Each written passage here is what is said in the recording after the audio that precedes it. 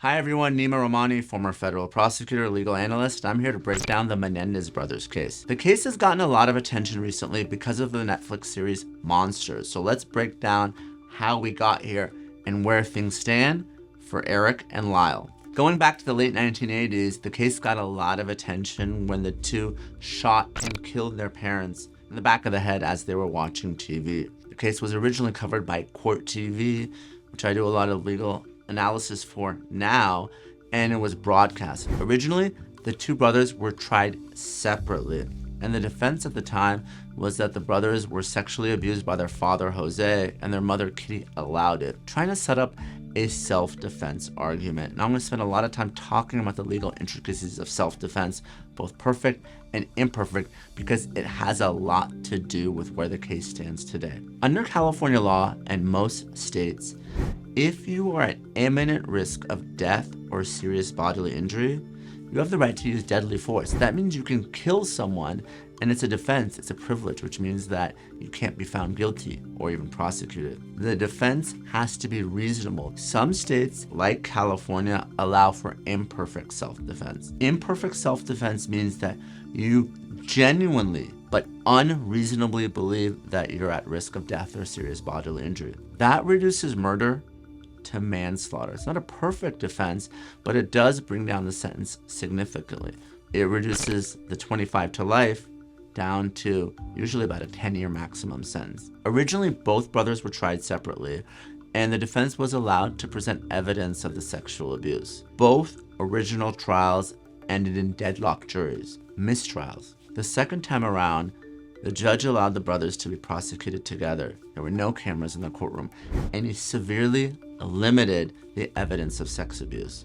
Both brothers were convicted. At the time, California did have the death penalty. The jurors in that case decided not to return a death sentence. At both the first and the second trials, the prosecution presented evidence of financial motive, that the brothers killed their parents because they wanted the money, and in support of this motive, they showed that one of the brothers went on a pretty extensive shopping spree after his parents were killed. So the juries rejected the sexual abuse, self-defense, imperfect or perfect argument, and returned murder convictions on first-degree murder. So fast forward more than 30 years. Because of the new TV special, there's been a lot of discussion of the Menendez brothers, and now they've served more than 30 years in prison, and a lot of discussions of the abuse. So the brothers went through the state appeals. They went through the Court of Appeal, and that appeal was rejected. But now their lawyers have filed a motion for habeas relief. So habeas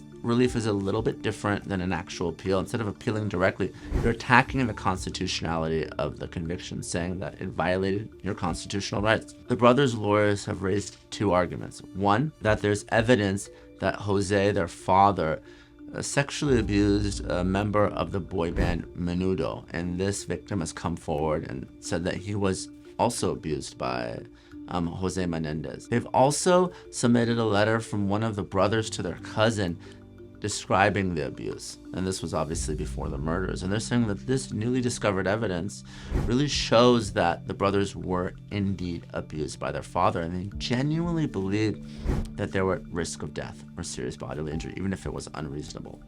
So now, taking a step back, the question now is, should the brothers be released? I think the challenge that they're going to have is, the case is strong with respect to Jose. It's a little bit more challenging with respect to Kitty, their mom. Now, there's allegations in the series that Kitty provided access to the kids and really helped cover up the sexual abuse. But even if the brothers really believe that their father would kill them if they outed him as being an abuser, I don't know if the same logic will necessarily apply to mom. But I will say this, their brothers have a lot of support on social media. People do believe that they've served a lot of time for being victims of abuse. So the question is, will this habeas petition be granted? And if not, will Gavin Newsom, the governor, come in and potentially commute or even pardon the brothers for having spent so much time in prison? Because let's not forget, the important thing about first-degree murder is it's life in prison without the possibility of parole. So unless there's some legal relief or some sort of pardon or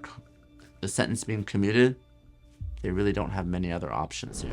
Thanks everyone for watching. I'm sure we're going to be covering this in the coming weeks and months. Once again, I'm Neama Rahmani. Make sure to like, subscribe, and ring the bell for notifications.